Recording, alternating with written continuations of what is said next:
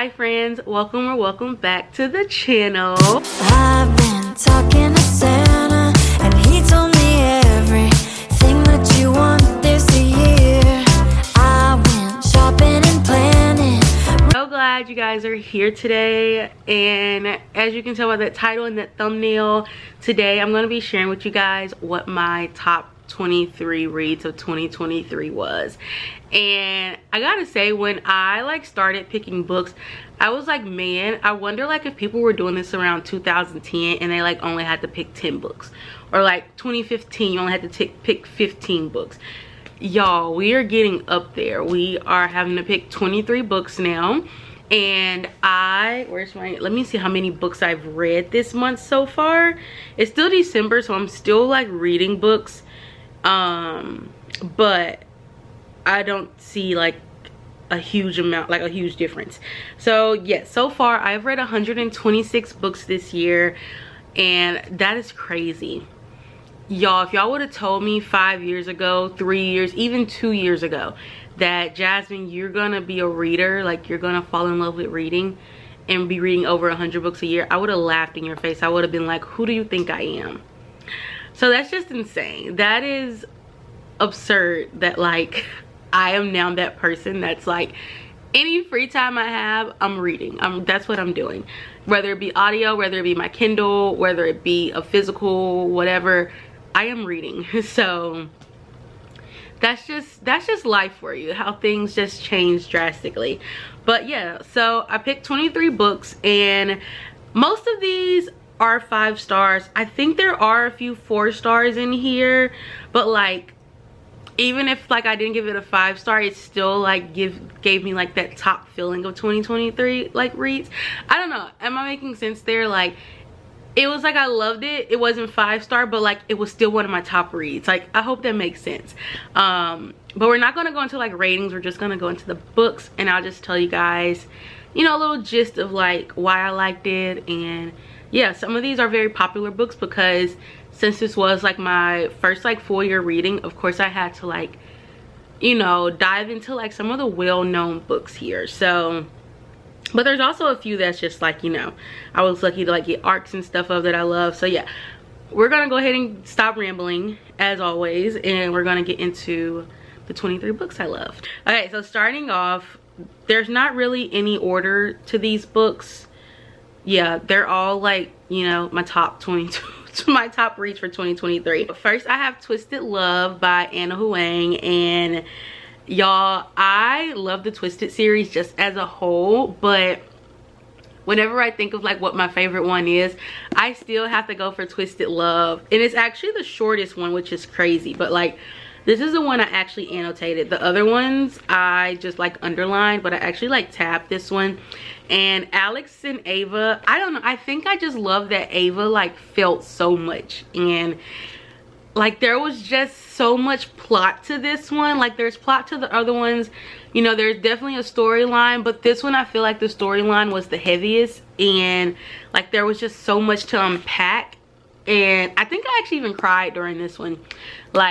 The way, just how much stuff Ava had to go through, I felt for homegirl. she was going through it. So that's still my top one out of the Twisted series. Then next I have Love in Other Words by Christina Lauren, and y'all, I'm still kind of mad how long I put this book off because this book was so good. I did not expect this book to be as good as it was. I don't know what I was expecting, but y'all, this book I ate up. I think I did a whole vlog on reading this book, and so y'all, whenever I do a whole vlog on reading a book, I enjoyed it. So I just, the friends to lovers, or second chance, I think this solidified my love for second chance romance, which I've always liked second chance romance, but it wasn't a trope I seeked out. And now after I read this one, I have been seeking out second chance romance. I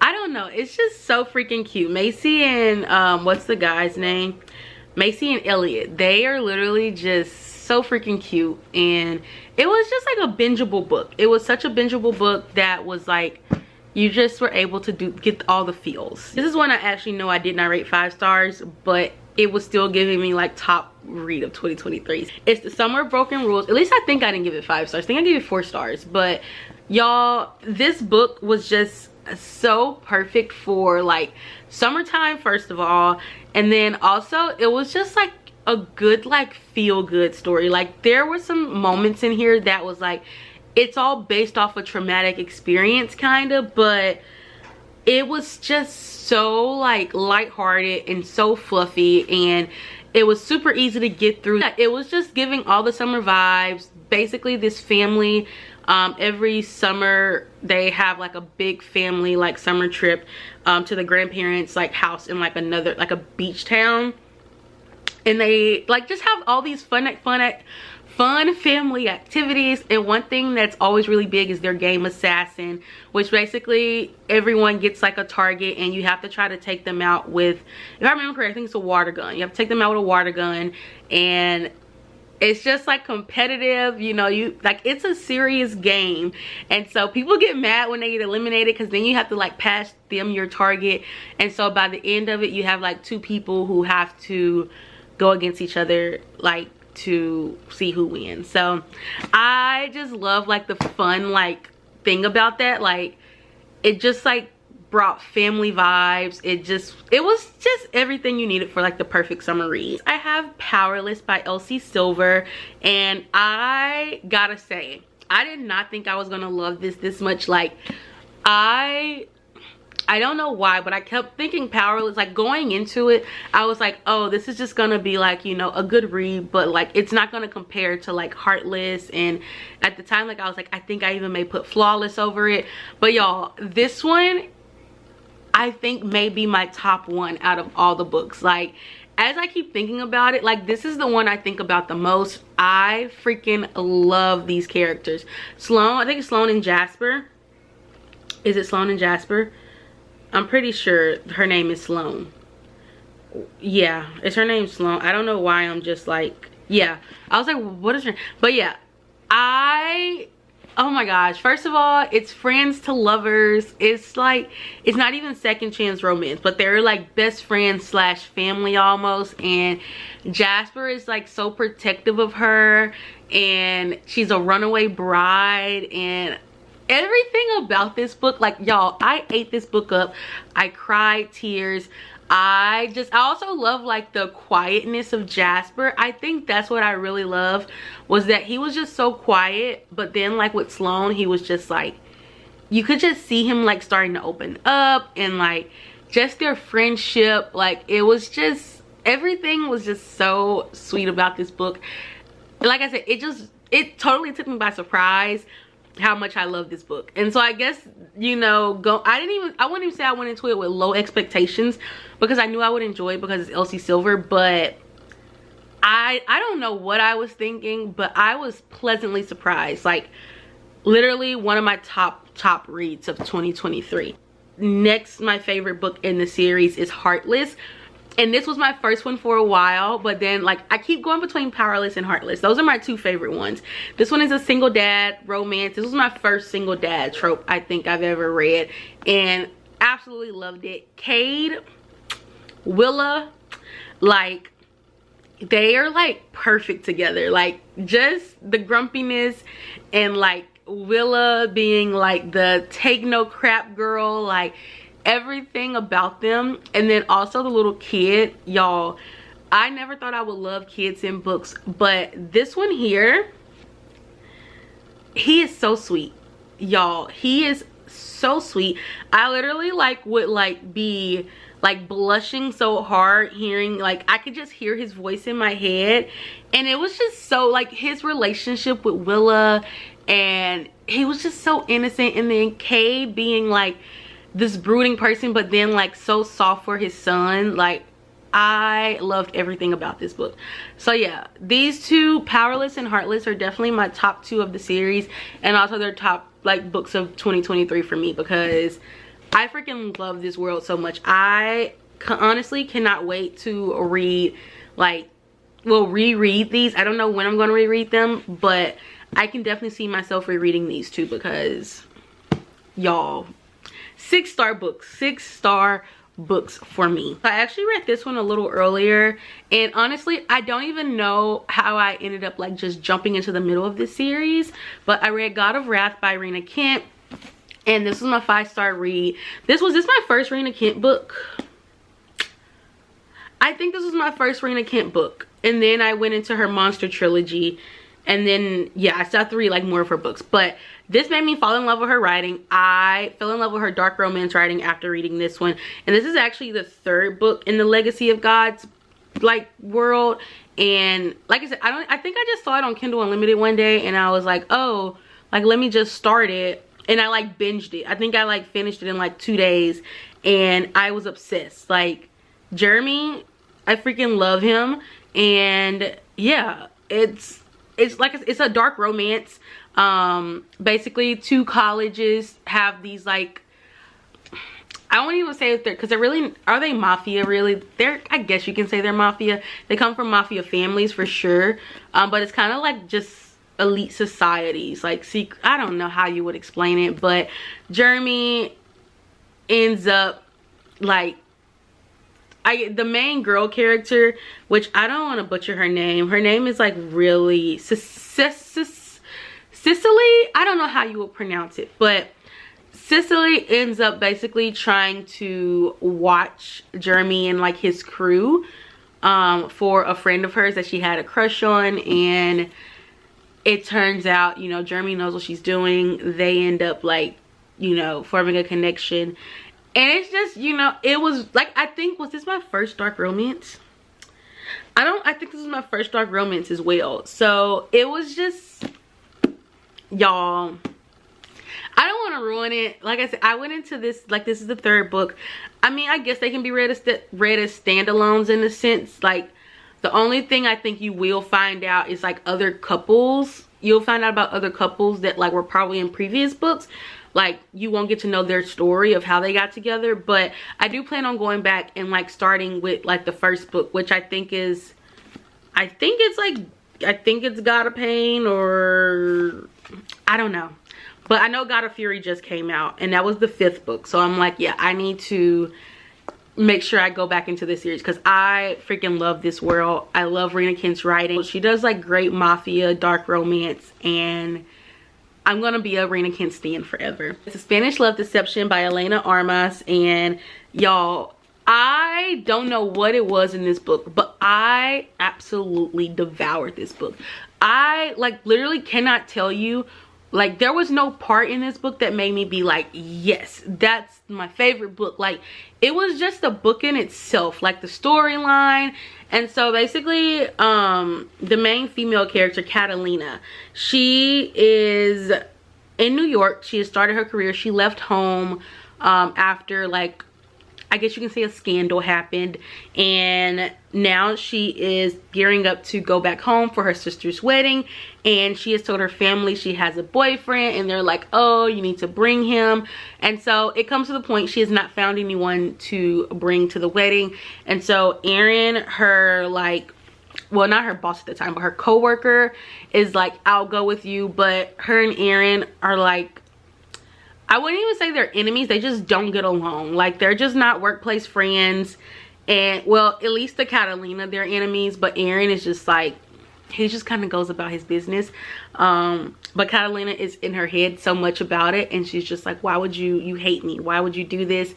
And we just get to see how that pans out. You know, they go to Spain. I think it's Barcelona is where the wedding is, but they go back to Spain, and he just like woos everyone, like all of her family members.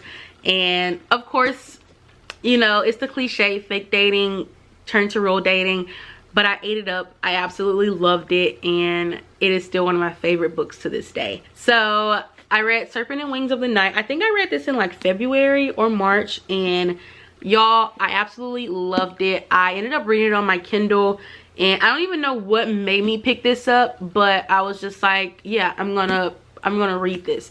And I binged it on my Kindle. It's giving, I think it was just like, there was so much adrenaline going on throughout the entire book. I know some people kind of give it like Hunger Games vibes, and I can definitely see that, because basically there is this like what would you call it, this tournament, and I forgot what the tournament is called. It is, what is the tournament called? The Kajari. And so vampires, yeah, because it's like vampire world, so all these vampires enrolled to become a part of the Kajari. And so if you win the tournament, you basically get to make like one wish, or like you get one thing granted to you by the goddess of death. Is that, yeah, by the goddess of death. And Oriah is not a vampire, but she was adopted into the vampire world after her like adopted father basically killed everyone, and he ends up taking her in.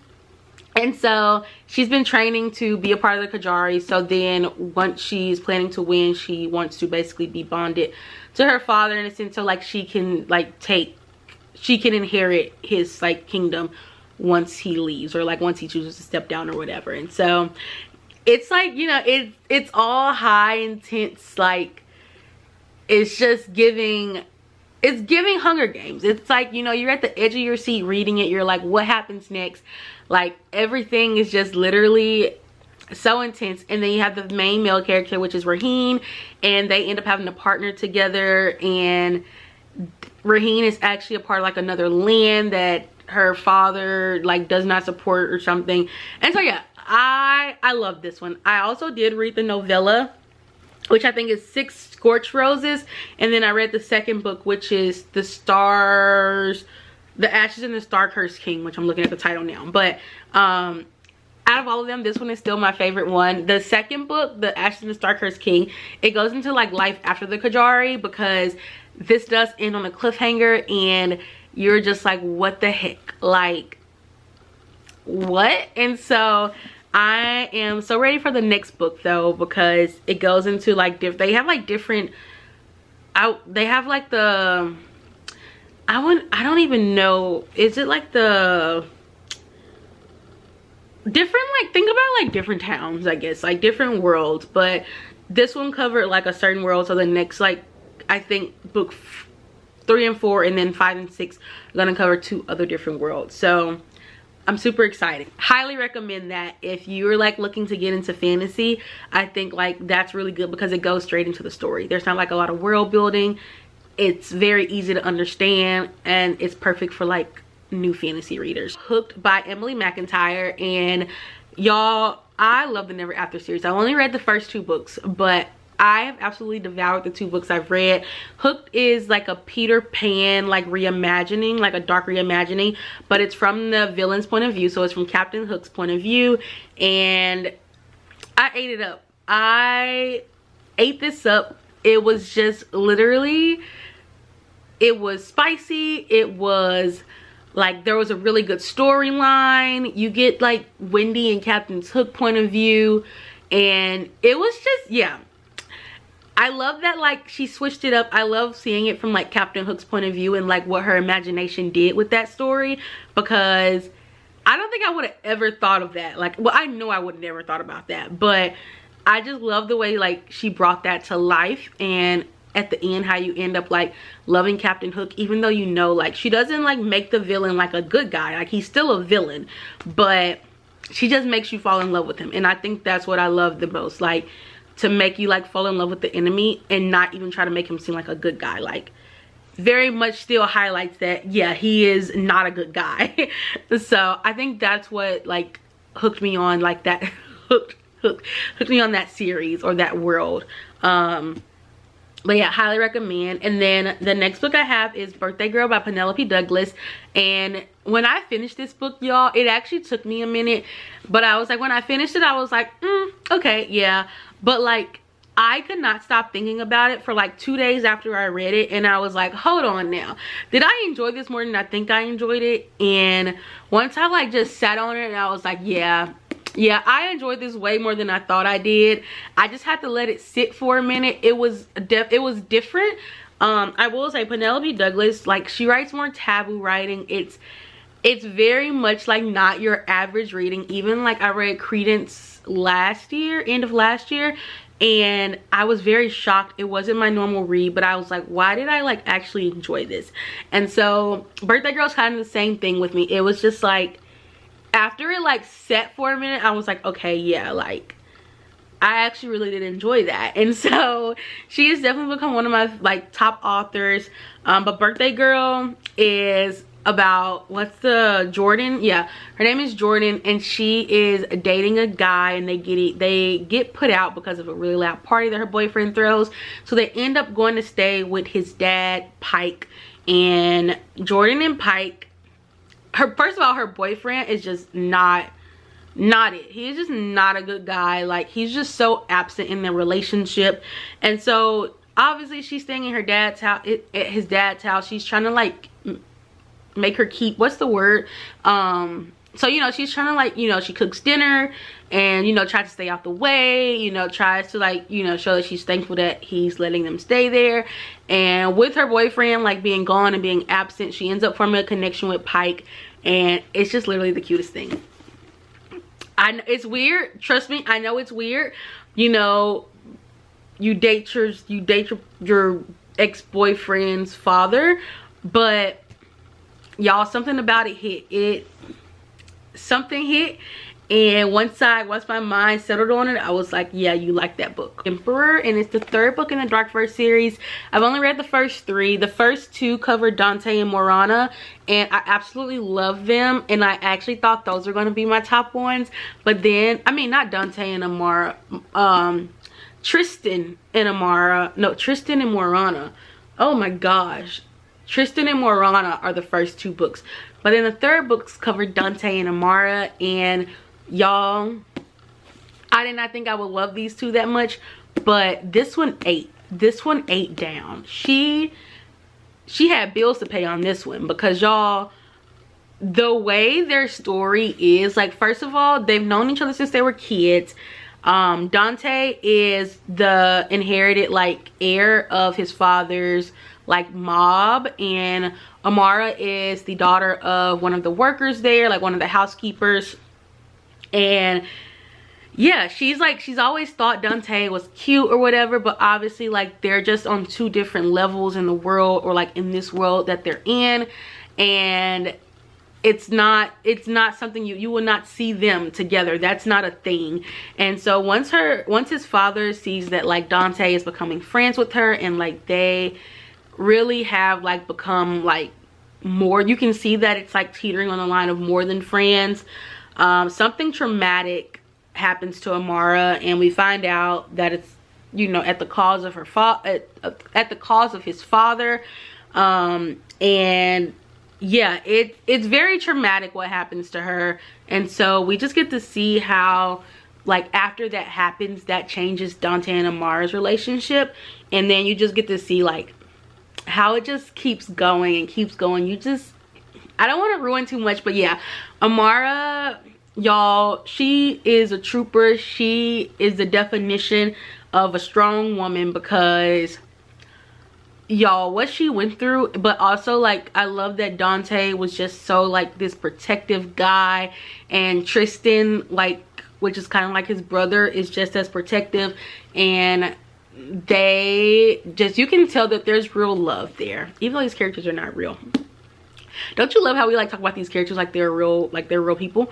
But yeah, 5 stars, highly recommend this. Like, I cannot talk about this series. It's not done, the series. There's still 1 more book left, and I am so ready for it. But yes, I would definitely be reading the other 2 in 2024 for sure. So excited for the continuation of that world. The Long Shot by Kennedy Ryan, and y'all, I can talk about this book all day long.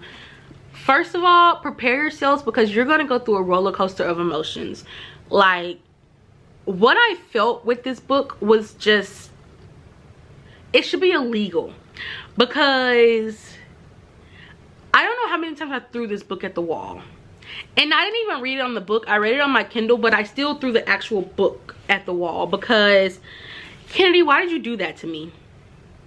Like, why would you do that to me? That was traumatic. I'm still speechless when I think about it. I'm just like, y'all, it's just still, basically, August and Iris, they're not even like a thing. Iris is dating August's rival. It's a basketball romance. So in college, August's rival is Iris's boyfriend, and the day before like their final game, August and Iris end up meeting each other at a bar, like a little town bar thing, and they become friends, but she doesn't know, well, he doesn't know who she is. Nothing happens. It's just like, you know, friends meeting, but you can tell that like there's attraction there. But once he finds out who her boyfriend is, that kind of changes things. And her boyfriend is also very much like a jealous bastard, and very much like just too much, and he's controlling. And so, you know, after their college, you know, like she stays with her boyfriend. August is off to pro, her boyfriend is off to pro.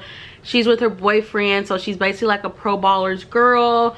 And she has these common like occurrences with August where like they ended up meeting each other, like not anything they planned. It just so happened that, you know, they were in the same place at one time, whether it be the arena, whether it be, you know, whatever it is. And her boyfriend can see that there's attraction there. Her boyfriend can see the tension between them two. And yeah, you just get to see how that all plays out, and you get to see how August and Iris like go through that. And yeah, it touches on a lot. It's definitely a heavy book. It touches on abuse, it touches on toxic relationships, you know, it touches on all of that. So definitely be prepared or read the trigger warnings before you go into this. But you guys, it was just written so well. Like Kennedy touched on so like heavy topics, but like did them with such respect, and I love that about this book. I absolutely love August and Iris.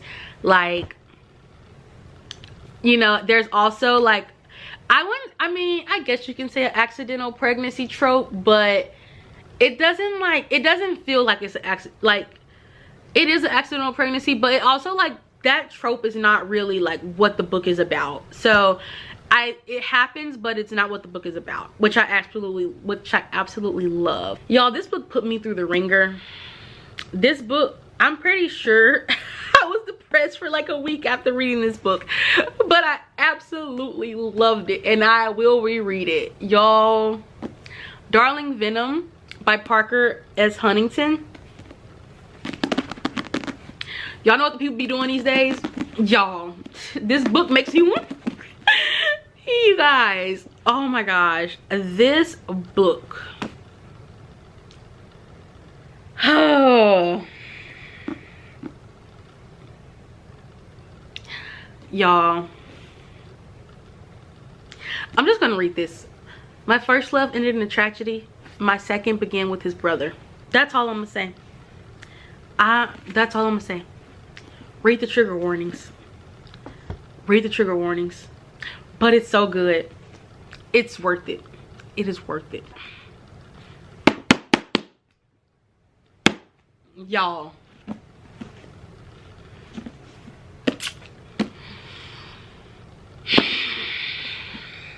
I need to do that silent like book review. I'm gonna do with the books in this little stack, because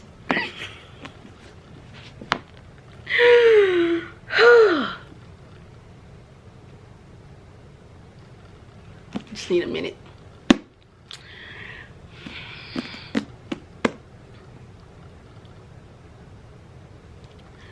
Pain.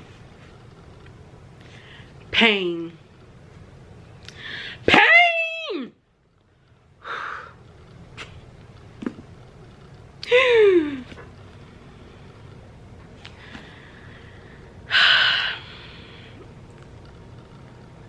My heart,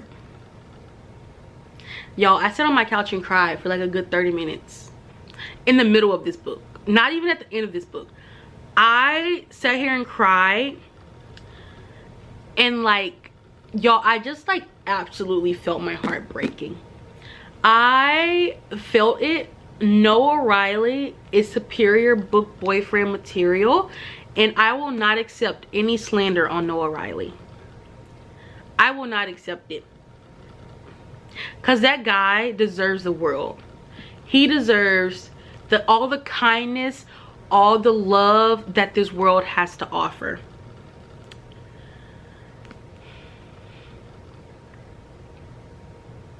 We just...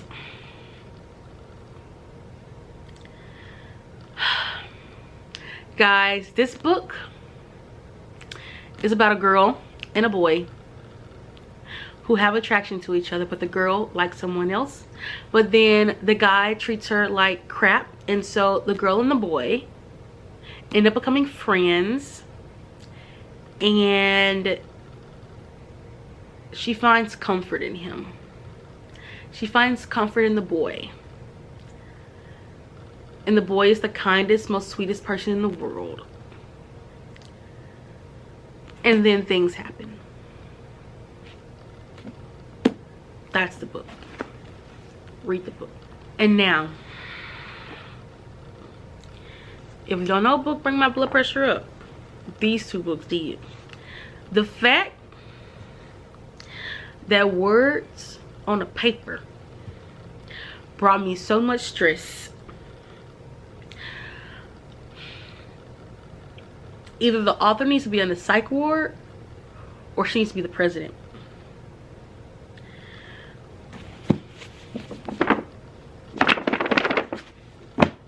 I told y'all that's this stack here. These books were, they brought out a whole nother level of emotion for me.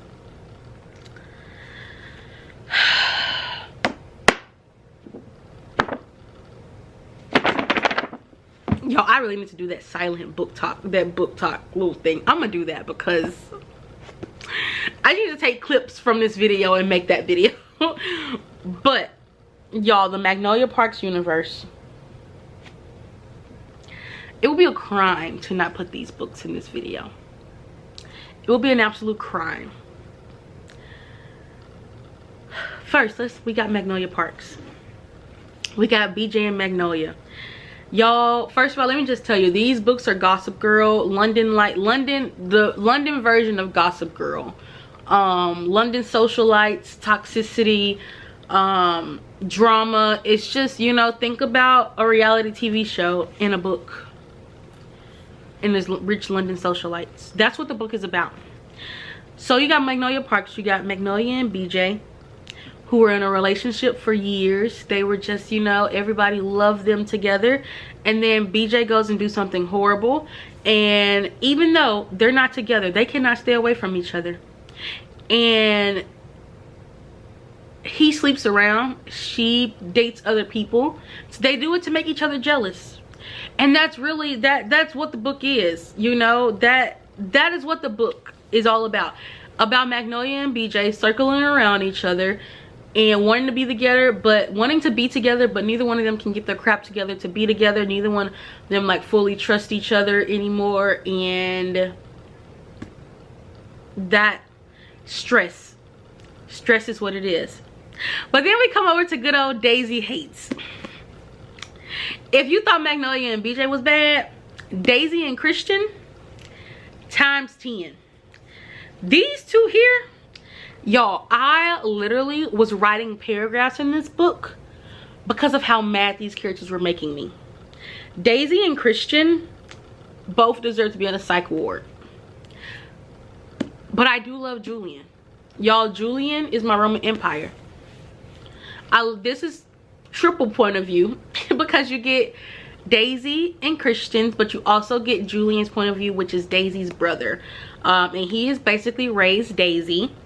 And yeah, Daisy and Christian have a relationship that, you know, just deserves to not be a relationship.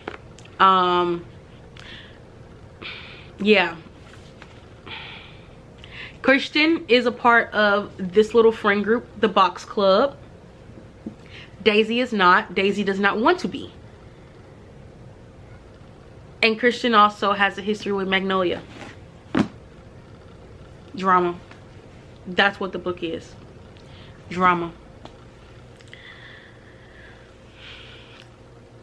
That was the that stack was the stack that made Jasmine want to pull out her hair books of 2023.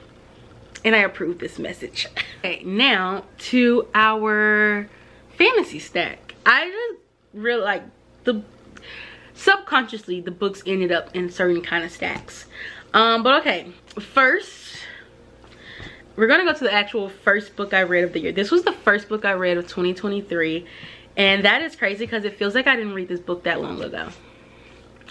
But A Quarter Wings and Ruin, guys. This book here, I feel like, is the most intense book out of all of them. This is the most action-packed book out of the Autar world, and I ate it up. There's a lot of war going on in this book, and it keeps you at the edge of your seat the entire time, because there's not really, but we also we deal with Feyre's sisters. There's just a lot to unpack in this book. A lot happens. And it's worth every page. It's worth every single page. Because, yeah. First of all, Sarah J. Maas wrote it. So let's not even play that game here. We already know this channel is a full stand for SJM. But yeah, if you have not read this series or have not started, I don't want to ruin it for you, but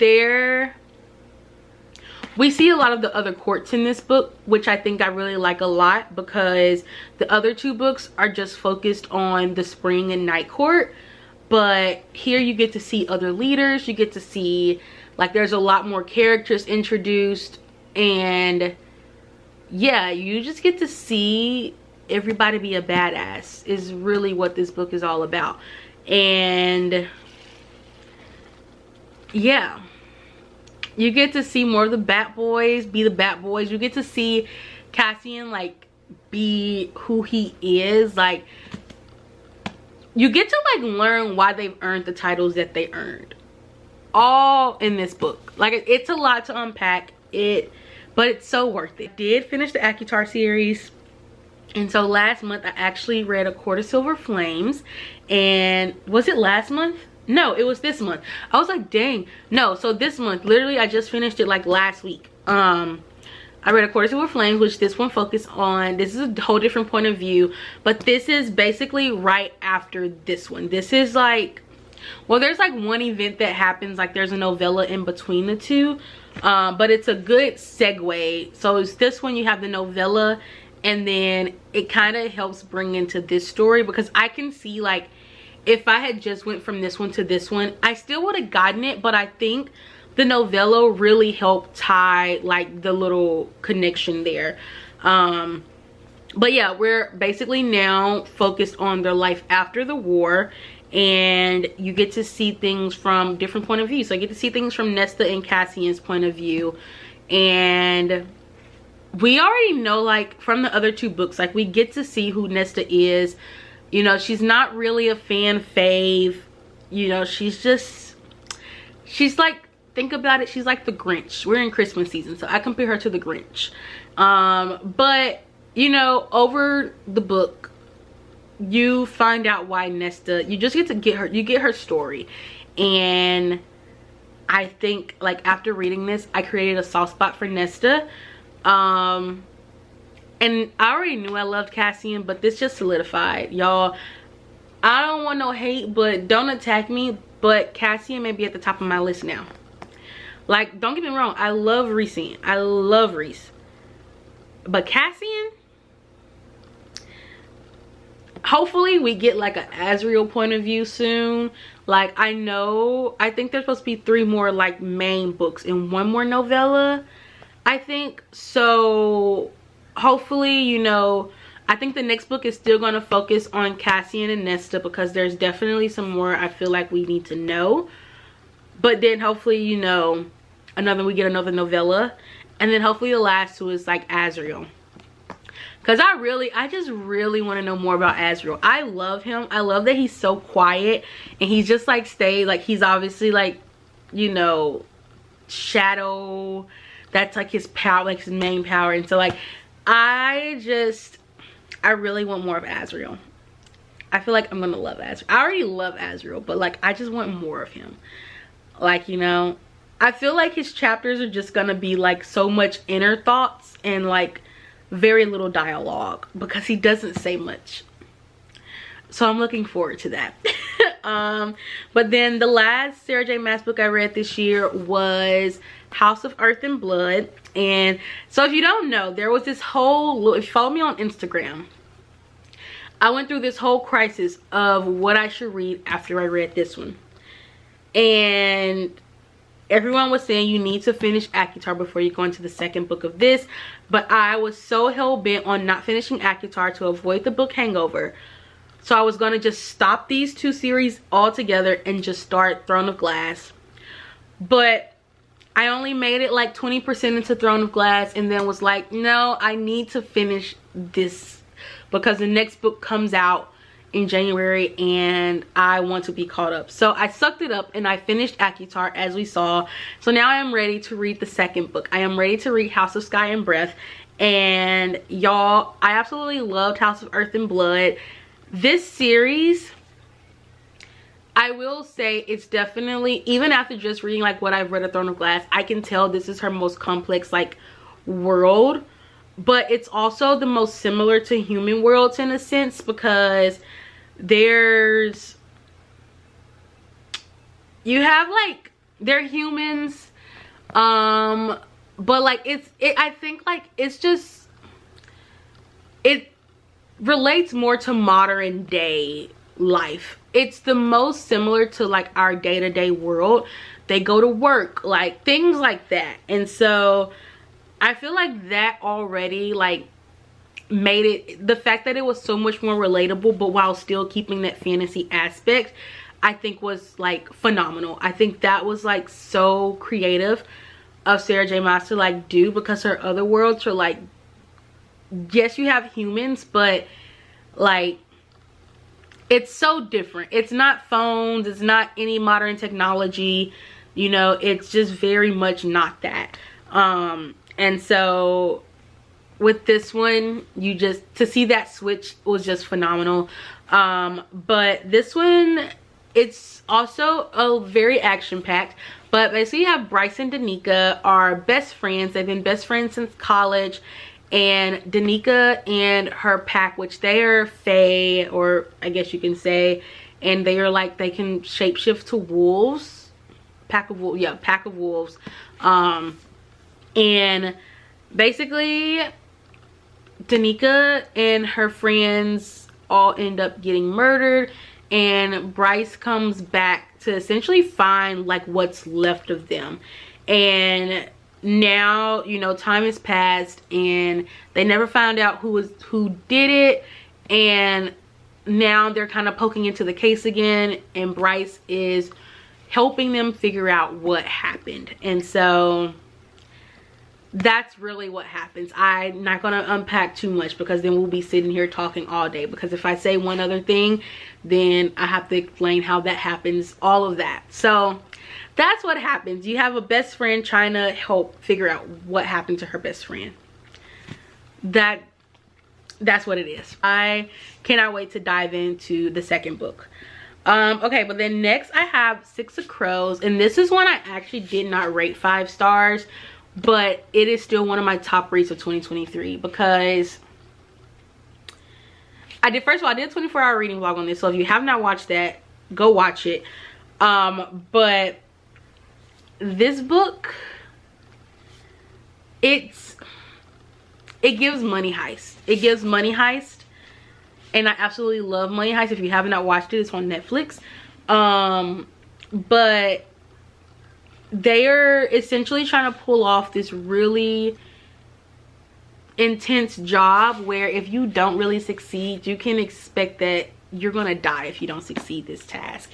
And so Kaz is basically forming a team to complete this because they have to steal a person out of a highly guarded max security prison is what you would call it, I guess.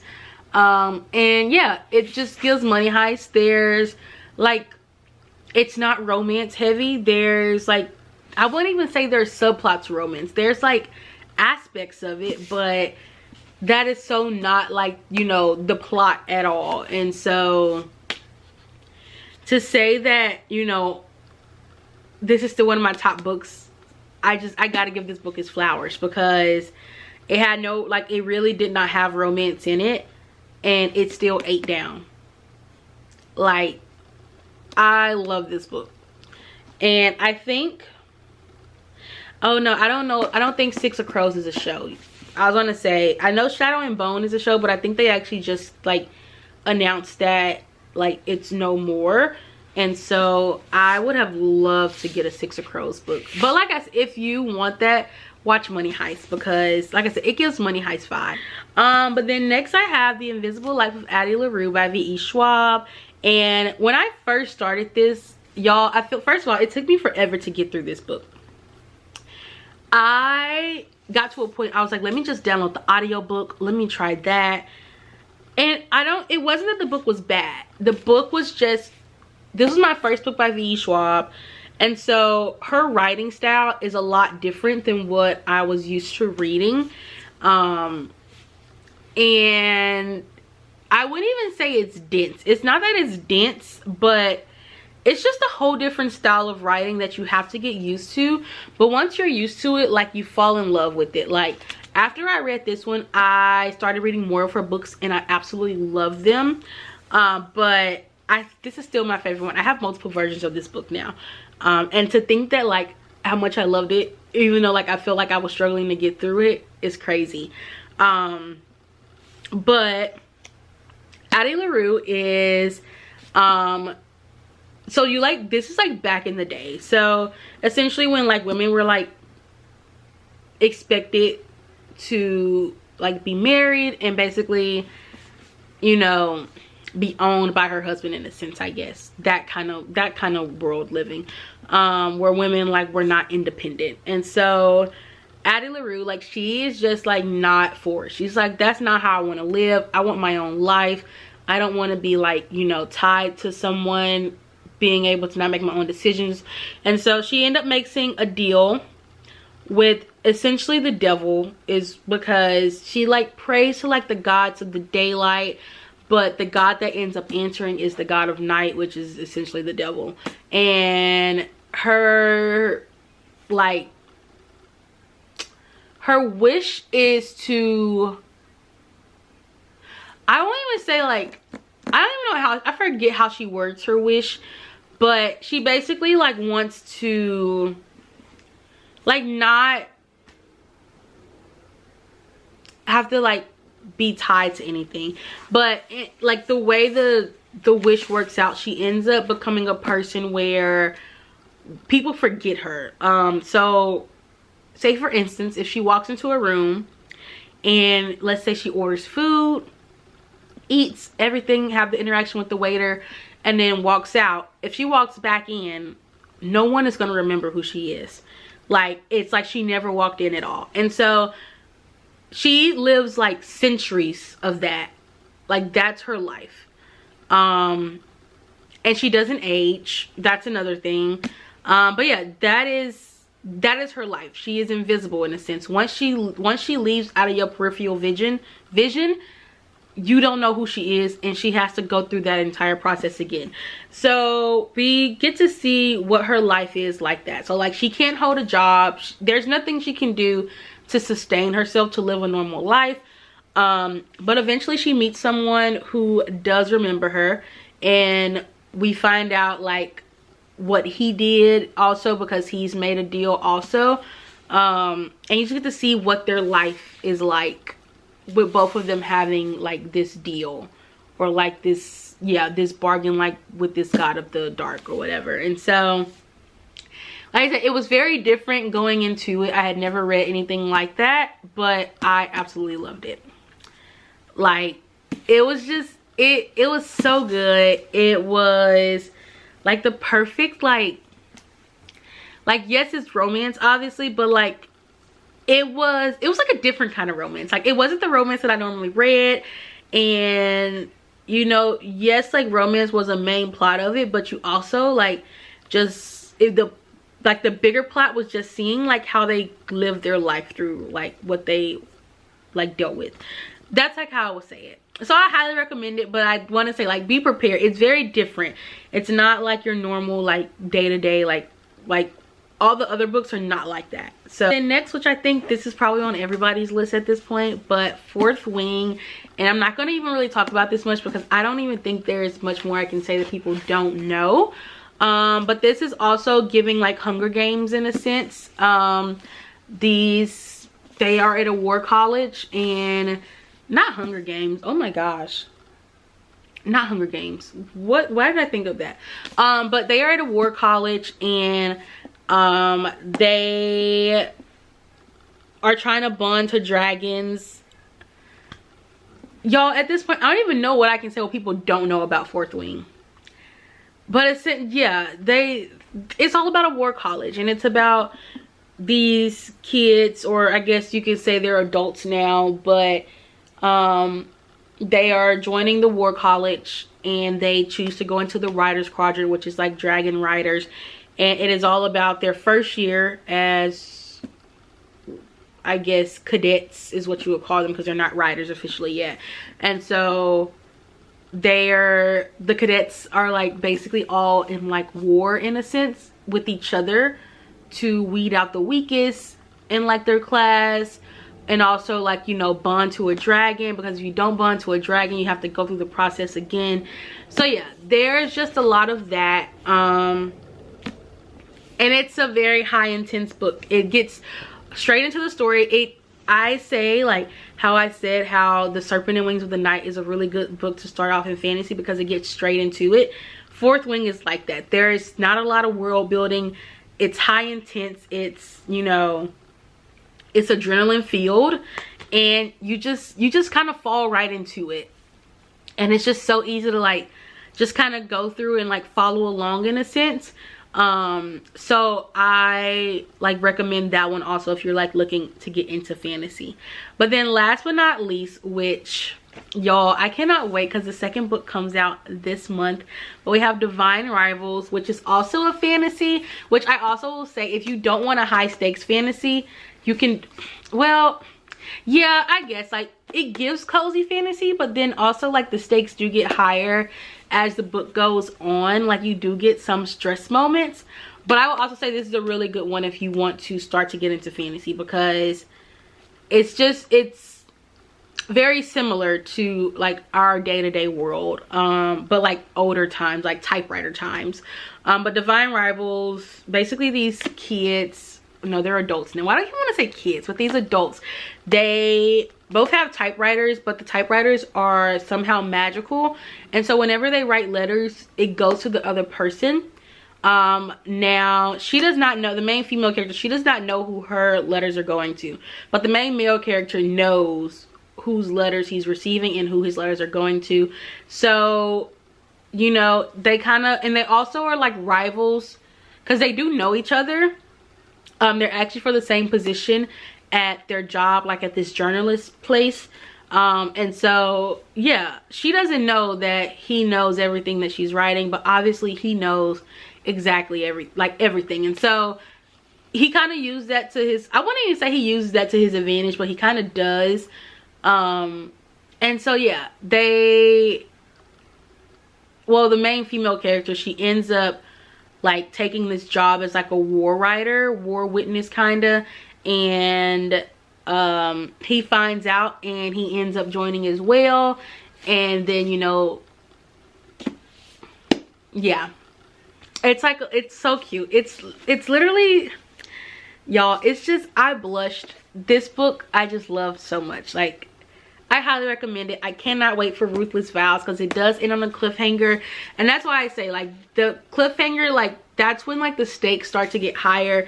It starts to become like a little adrenaline rush. So like that's, you know, but I still feel like it gives like cozy fantasy in a sense, because like there's like when you're reading it, especially in the beginning and like, well, like halfway through the book, it's like very just more like relaxed. It's like, you know, it's a feel-good book. Like, I wouldn't even say feel-good, but it's just like a little cozy read.